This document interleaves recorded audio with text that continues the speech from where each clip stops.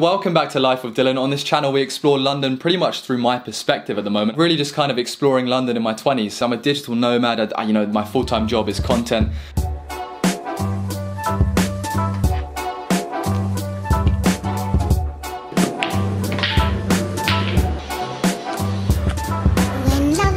So we've got a very spacious 2-bedroom, 2-bathroom apartment with a massive front room, as you can see right here. We've got a pool table there, we've got a big dining space here, a big sofa space, a very nice sized kitchen in here, and then we've got a lovely balcony right here which has got a view of all of the River Thames, all of East London and the Thames Barrier.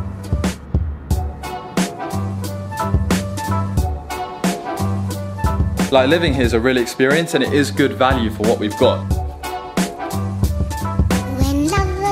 And this park that we're in is about a 3-minute walk from our house. So you can really see we've got a nice park nearby. We've got a station right nearby for the DLR station over there. It's about a 5-minute walk from our house. And all of the stuff that you're going to see in the checklist later on are met by this place. So yeah, here's the local beach where we live. And it's like a 2-minute walk from where we are. And this is something that I haven't shown you guys before, but there's also downstairs in our apartment a gym, a workspace and a sauna. So you can see right here, there's a sauna, all included with our rent. There's a miniature gym, not enough to get big, but enough to maintain. And there's a workspace up here where you can work. And we also have 2 car parking spaces. Alright, so pretty much this is my room right now. You can see my filming setup. Here we've got the hallway, got my friend's room, big bathroom. After being in this apartment now for 3 months, I today wanted to make a guide on how, if anybody else is wanting to move to London, how you can find a nice place to rent in a nice area for a good price, because it is one of the hardest things to do. And then later on in the video, we're going to be going through Rightmove and Zoopla, and I'm going to show you exactly how to filter through the awful properties in London versus the good ones with good value for money. And I'm also going to share with you exactly how we went from seeing this place online to getting this place, and also a few places that I think are a bit more secret and offer really good value for money if you're looking to move to London. So first things first, I think it's good to establish what doesn't work. So when I first wanted to move to London, what I'd do is I'd come home, I'd log on, right, Zoopla, property search, to rent, and then I would select Clapham. £8,000 for a 5-bedroom semi-detached house to rent. What? Randomly choose a price range. I'd randomly select like a £700 price range and then I'd search. And the more this went on, the more I realised there was nothing about. And I would scroll through listings like this where the pictures are vertical and do not even show the full room. And I would sit here for hours looking at these places that weren't nice, and I could never really find anything that I wanted to live in. And I mean, like, look at this, parking alone is £150 to £217 a month. So I play around with the settings, I'd increase the budget to £800 and see what else I could find. And all I was able to see was these tiny 1-bedroom studios, a small room, and these tiny studios and rooms were costing up to £700 to £900 a month. Although this one right here for £560 a month doesn't seem too bad, this 1-bedroom house share. But moral of the story, the way I'm looking for properties right now is not the best way to do it. Because in short, right, if you're looking to get a really nice apartment in London, if you think you've got a really good deal, you have to act instantly, because if, for example, you think you've got a great deal, you leave it a week or 2 and the property still hasn't gone, the likelihood is it's not that good of a deal. So the most essential thing for getting a good place in London is having a checklist for what you want. And if you're looking to have a nice place in London, there's a few things that I think have to be surrounding you. Firstly, you want to have some sort of green space like a park or somewhere you can chill out, especially in London when it's hot. You want to have good transport links. Now that could be the DLR, the tube nearby, something along those sort of lines, maybe within a 15-20 minute walk. You want to have light in the house. Now it sounds silly, but there's places in London that are horrible because there's no natural light. There's a tiny box room and it's just not worth it. If you're going to spend all of that money in London, you may as well find a place that is nice and that you like. So having a lot of good natural light, I think, is a must in London. Finally, having space in one section of the apartment is a must, whether it be a bigger bedroom, whether it be a bigger kitchen, or whether it be a bigger front room, or even a balcony or a garden space. One space in the flat has to be big enough so you can relax, feel rested, and have some breathing space. So in my opinion, that's what is reasonable to expect and makes a nice place in London. Now, as you go through these things, you'll understand why it's so key to have all of these things in your head and ready before you start renting, because as we know, good places in London that are nice and good value for money are going to get snapped up so quickly. You have to be ready to act on something you see straight away. And you have to also be like filtering through hundreds of properties every week. So knowing what you want beforehand makes it so much better. Secondly, decide on some rough areas you wouldn't mind living in. So for example, central London, if you're looking for a nice place in London that's relatively cheap, living in central is probably going to be pushing, 1.1k upwards, so it might be a bit out of the cheap price range. I kind of think of cheap as 900 and below in London and then bills on top. So after leaving uni, most people go to the Clapham, Ballam, Putney area. We looked at that, but we found that with this growing popularity, right, Clapham, Ballam, Putney, it's getting a lot more expensive to live around there. So we actually decided to go a bit rogue and take a look at East London, where our current friends are, Dave and Paz. And we found that there's a lot more value for money in these areas. Admittedly, it's a bit, less mainstream. So our place costs about £850 a month, which for the floor space and the transport networks is very good value for money in our opinion. Thinking about the areas that you'd like to live in, and then maybe having a few other roguer ones like we did, like East London, where our friends Dave and Paz live, that we was like, you know what? We wouldn't mind living around here. And then when we had a look at the places, we were like, you can get such better value for money out around here than you can in Clapham. So let's say the rough areas you decide to live are like us, Southwest London and then East London. We're going to use that because I'm basically going to show you in a second how to filter through and find the good properties on all these like Rightmove, Zoopla, versus finding the bad ones. I've got a little secret trick. And at this point, guys, I want to say a huge thank you to Amberstudent for sponsoring today's video. Now, it's a very fitting sponsor because Amberstudent helps students find accommodation for when they go to university throughout the entire world, whether it be London, Sydney, New York. So let's jump on their site and take a look at what they do. For example, when you're on the site, you choose the city or university you're going to, let's say Sheffield. When you search for this, it will then bring up all of the accommodation that is available, the facilities, the price, and they also guide you in the process of getting that accommodation sorted, finalizing all the paperwork, and they have designated experts, property expert consultants to help you with this process until your apartment is booked. They have some top properties across the entire world. For example, this one here, Urban Est Westminster Bridge in London. We can see the price, we can see the pictures, we can see the facilities there. And down here we can see all of the room amenities, the common amenities, safety and security, and how all of the bills are included in this price. The same for Mannequin House London. Again, we've got another key destination, and then we can see all of the key information and features. And then the same in a different location for Oxford. We can see everything we need to know about the student accommodation for Oxford. So if you're ever looking for student accommodation, Amberstudent is a great site to go on. You got 24/7 assistance, a price match guarantee, and all verified listings. So if you're studying abroad or moving to a university, take a look at Amberstudent. So if Amberstudent seems like it will be a good fit and good tool for you right now, you can click my link down in the description below and head over to Amberstudent. So thank you very much to them for sponsoring today's video. Now, before we jump on to looking at apartments right now, there's a few things that you have to do and be ready to do, otherwise there's no point looking. So basically you have to be flexible to view apartments, or if you can't view them like me, Jacob viewed this place, he said, Dylan, it's nice. I said, mate, here's my deposit, let's do it. Trust your friend maybe, or ready to put down a deposit, otherwise stuff's gonna go if it's truly a good deal. Have your checklists, have your area, have the readiness to put a deposit down and the readiness to trust your friend. And then secondly, like we said, set a rough budget, okay? So when you're living in London, you're going to have your rent, you're going to have your bills and electricity, gas and water, depending on, what your consumption is, what your usage is. That could be a lot of money. And then you've got your council tax as well. So, if your budget all in is £1,000, in London, that's not really doable. If your budget, let's say it's 900 for rent, 100 quid for council tax, 130 quid all in all, it brings you up to about 1.1, 1.2k.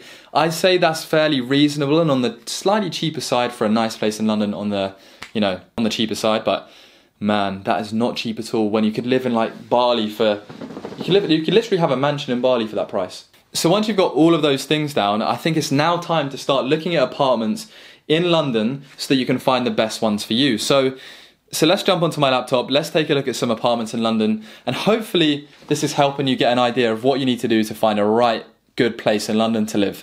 So right now I thought I could take a look at some properties on all of the different sites and show you what ones I think are good value for money. We're going to start in the southwest region and then we're going to move up to the East London and more undiscovered areas. So first up, when you're searching for a property, we've got our checklist, we know what we want, we know what we're looking for. Then we want to set up the area we're searching for, a radius as in how far do we want to have properties in this vicinity come up on the search engine. I've set it to a mile, so we can see that 1.5 miles is this red pin to Brixton. Probably a mile is about this sort of circle that I'm drawing here, which is not too bad. It's quite close. So then let's go back onto Zoopla, and we can see that for a 2-bedroom minimum, 1.8k a month, which is about 900 maximum price each per person, which is quite a lot. I think that is really the upper range for the most expensive place you can get that's considered slightly cheap in London. We've got a just added one here, a masonette with 6 pictures. I mean, again, look at it. It's quite dark. I'm not a fan of that. It looks quite dark. It's got a garden, which is a good thing. Bedroom, again, looks quite dingy. The photo, I probably wouldn't view that sort of property. This one, it looks quite spacious. They got a corner sofa, natural light in there. It looks like it's a bit old, could maybe be done up a bit. A decent sized double bed with some wardrobes there. Again, the pictures aren't the best quality. Not bad second room either. A nice little hallway, corner bathroom, a corner kitchen. And I don't know, something about, it's not a bad size necessarily, the bedrooms, but it just doesn't look too nice to me. Here, lovely house from the outside, 1.7 a month, so nice garden space, quite a nice inside. Kitchen, not bad, it's doable. Single room, but looks like you can get a double bed in there. Window, light, spacious. Again, very nice and spacious double bed in that room. Not too bad at all. So this is a property that if I was looking, I would actually probably take a look at. You go 2 beds, 1 bath, 1 reception. They've even got a floor plan, which is always good. So we've got a 5.5 by 3.77 metre bedroom. That is very decent size. The reception room is a 4 by 4, then a 4 by 3 second bedroom. So that sort of space, I would definitely view a property like this. I think, you know, again, how much is that per month for each person?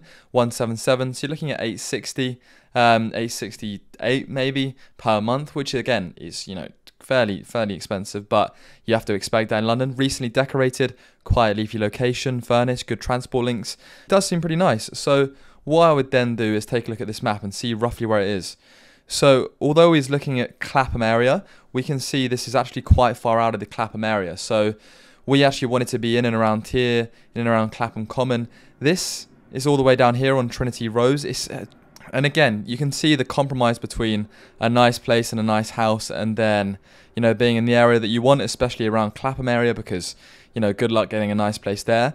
But I would still be tempted to view it. You've got a lovely park nearby. It looks very close, which I like as well. And then, so we can see it's a nice place, nice area. It's got transport networks. It's got the park. It's got light, got space.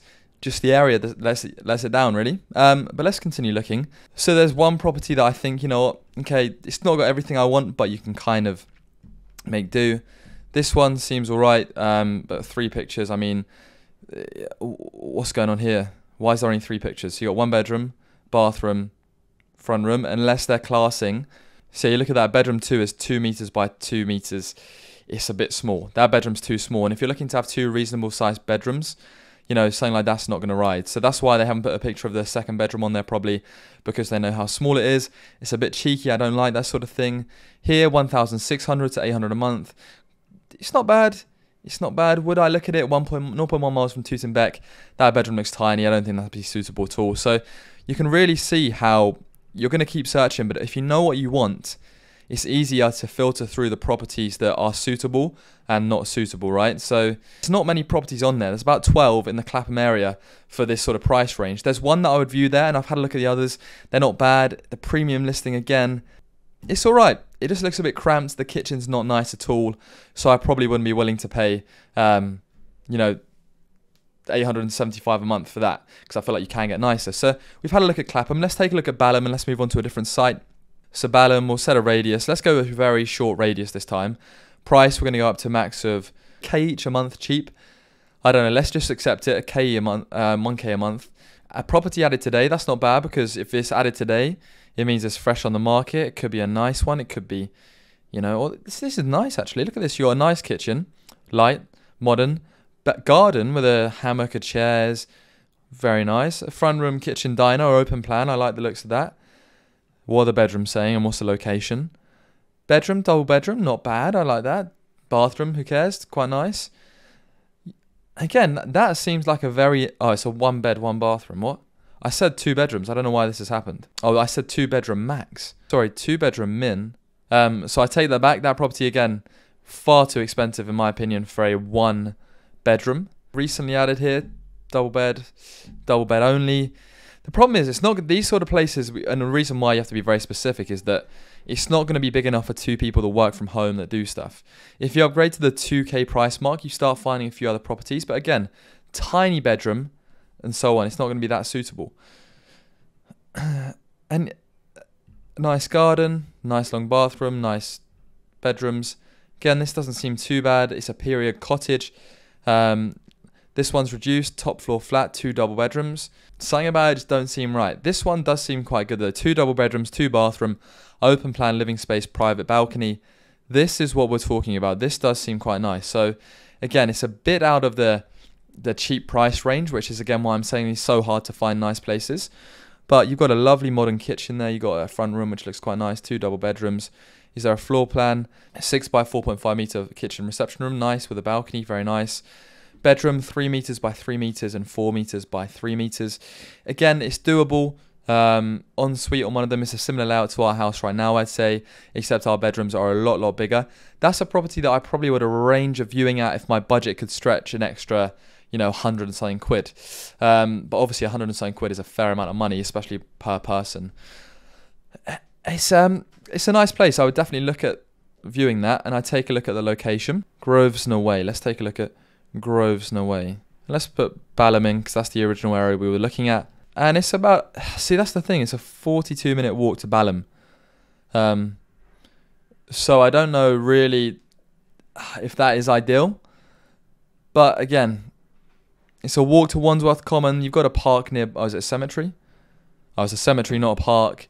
But yeah, it's tough because the nice places you have to compromise an area unless you get really lucky. So again, you can see we're in the same pickle as this one.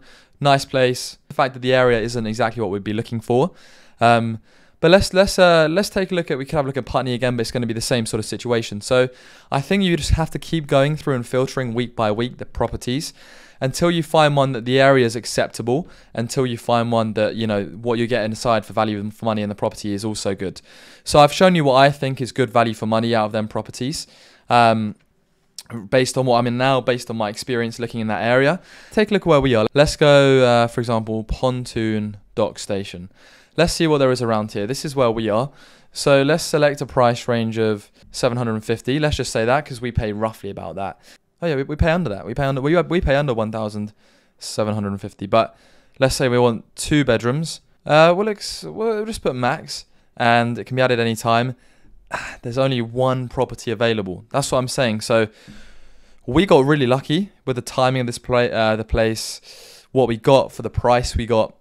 But you can see right here, this is the other alternative, and no nice view, not a bad kitchen diner, but it's not ideal. So we was able to find a nice place, and the trick was that every day we'd set up a search for what we wanted in the areas, and we'd refresh the page every single day, and then we'd try and find the new properties that came on and go and book a viewing instantly and take them instantly, right? So set up the search and then refresh it every day, and eventually you'll be very easily able to spot the new listings. When you spot the new listings, phone them up straight away, book a viewing, and if you like it, snap it up. I literally gave Jacob my deposit without even seeing this place because he told me it's great, it's good value for money, it's going to go, there's plenty of people looking at it. I said, mate, I trust you, take my money. And that's exactly what you've got to do. So my secret tip and my secret thing is to set up a pre-existing search and just spend 1 minute refreshing it every day and taking a look at the new properties and then acting super quick. That is the secret tip I have that honestly helps so much when you're filtering through properties, because it saves you time. Once you know what you want, you set up the checklist, you know what you want, and it will help you get the best deal. You could take a look for properties to rent on Gumtree. Let's see what they've got here. Let's see max rent. And you can see the radius is quite large. This is Fulham Road. Again, another property. Got a jacuzzi, a 5-minute walk away from the Northern Line. Let's take a look at this nice bathroom, quite a nice kitchen. I don't know, it doesn't feel very homely. It feels like a hotel, and it looks very small. And there's not really many pictures of the bedrooms and stuff, which is always a bit of a red flag, honestly. It's not bad. It just looks very, very, very cramped and very not spacious. But yeah, there's a few properties that I think would I consider looking at. There's what you need to do, and hopefully that gives you a bit of an insight into finding out what properties are good value, what are bad value, what areas you can look at and potentially find some good deals in, more East London, and what the situation is with Clapham and West London. Because to get a good deal in East London, keep refreshing the page, one will come, I'm sure of it. We pay, as I said, under 1,750, and we've got all of this. So just keep looking, I'm sure a good deal will come. Thank you very much for watching. Take care. All up in my head, that's how I behave. Passing up the same, waking up the same. All up in my head, that's just how I behave.